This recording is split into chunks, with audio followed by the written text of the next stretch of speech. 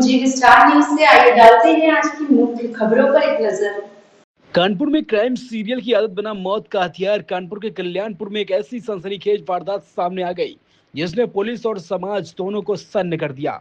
एक 18 साल का लड़का जिसने अभी अपनी जिंदगी की शुरुआत ही की थी, वह क्राइम पेट्रोल का इस कदर दीवाना हुआ था कि उसने एक बुजुर्ग महिला की जान ले ली।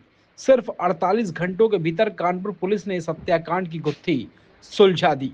कल्याणपुर थाना क्षेत्र के पनकी रोड चौकी अंतर्गत आवास विकास कॉलोनी का मामला है, जहां पर रिटायर्ड लेक्चरर हरेंद्र सिंह अपनी पत्नी निर्मला सिंह के साथ रहते थे। हरेंद्र सिंह जब घर पर नहीं थे, तब आरोपी ईशु शर्मा उर्फ आर्यन ने मौका पाकर घर में प्रवेश किया और अकेलेपन का फायदा उठाकर उसने अपने बुजुर्ग महिला की गला घोटकर बेरहमी से हत्या कर दी और घर में रखा करीब 27 लाख रुपए का सोना लूटकर फरार हो गया। कानपुर पुलिस के लिए यह मामला किसी चुनौती से कम नहीं था। डीसीपी पश्चिम एसएम काशिम आब्दी के नेतृत्व में क्राइम ब्रांच और सर्विलांस सहित कुल 12 टीमों का गठन हुआ, जिसके बाद ऑपरेशन 48 घंटे में पुलिस ने दिन रात एक कर दिया।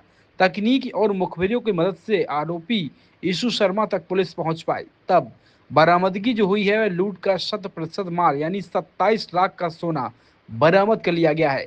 जब उससे पूछताछ हुई आरोपी से, तो उसने ऐसे खुलासे किए कि लोगों को डरा देंगे। दरअसल वह डराने वाला आरोपी ने बताया कि क्राइम पेट्रोल जैसे शो और सोशल मीडिया के क्राइम कंटेंट से गहराई से प्रभावित था।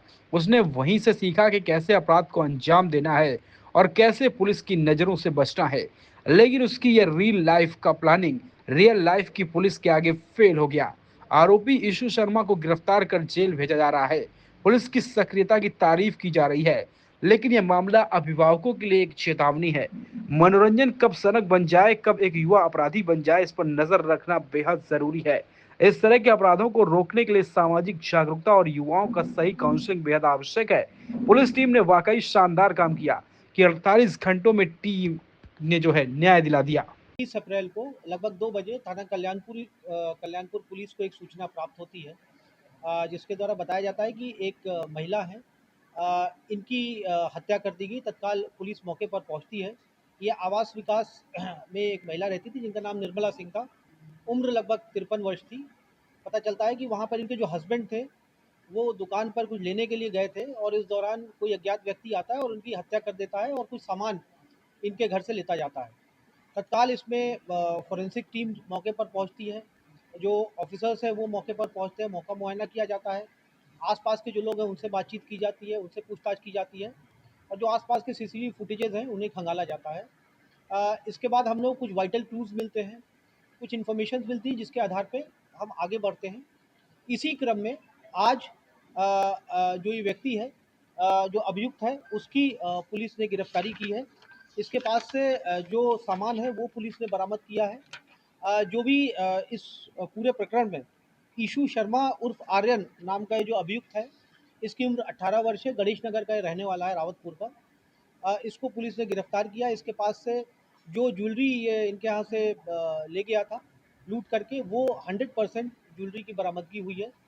पूछताछ में इसके द्वारा ये बताया गया कि ये पहले मसवानपुर में रहता था और इनके यहाँ ये पहले एक आध दो बार इनके घर में क्रिकेट जब खेल रहा था पार्क में, इनके घर में बॉल जाती है, ये घर में गया था, तब इसने देखा था कि इस घर में केवल ये वृद्ध दंपत्ति रहते हैं। फिर इसके मन में ये विचार आता है कि यहाँ पर इस तरह की घटना को अंजाम दिया जा सकता है। बहुत ही शातिराना तरीके से इसने घटना को अंजाम दिया और अंजाम देने के बाद ये अपने घर में जाकर के ज्वेलरी वगैरह जो है ये एक पाइप के अंदर इसको गाड़ करके ये वहाँ से फरार होने की फिराक में था। पुलिस को मुखबिर द्वारा सूचना मिलती है, इसको वहाँ से इसकी अरेस्टिंग होती है। इसके पास से जो ज्वेलरी थी, 100% ज्वेलरी जो लूट में गई थी, वो 100% ज्वेलरी पुलिस ने बरामद किया है। जो अभियुक्त है ईशु शर्मा, इसको गिरफ्तार कर मनी न्यायालय के समक्ष प्रस्तुत किया जा रहा है।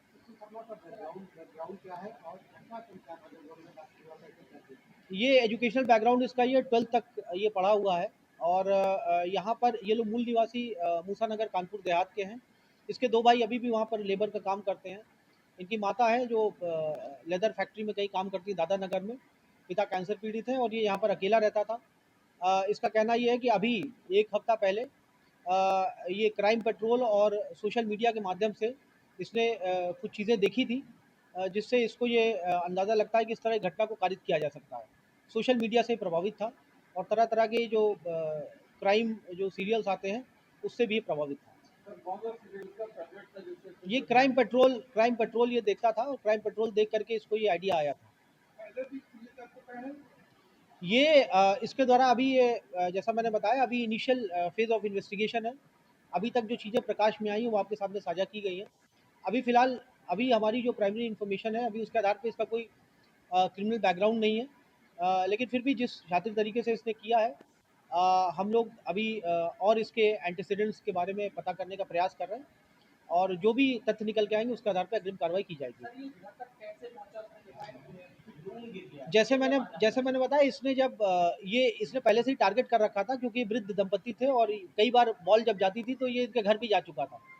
तो इसको ये पता था कि यहाँ पर ये दोनों लोग अकेले रहते हैं। इसने मौका का फ़ायदा उठा करके घर में एंटर करता है जिस समय इनके पति नहीं होते हैं और फिर ये बताता है कि वहाँ पर छत के ऊपर ड्रोन गिर गया है।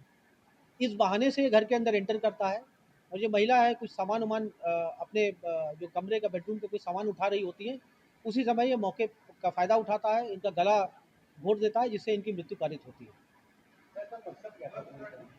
लूट-पाट, पैसा कमाना इसका मकसद था क्योंकि ये नशा भी करता था। ये भी संज्ञान में आया है कि जुआ भी खेलता था और जुए में भी काफ़ी पैसे हार चुका था।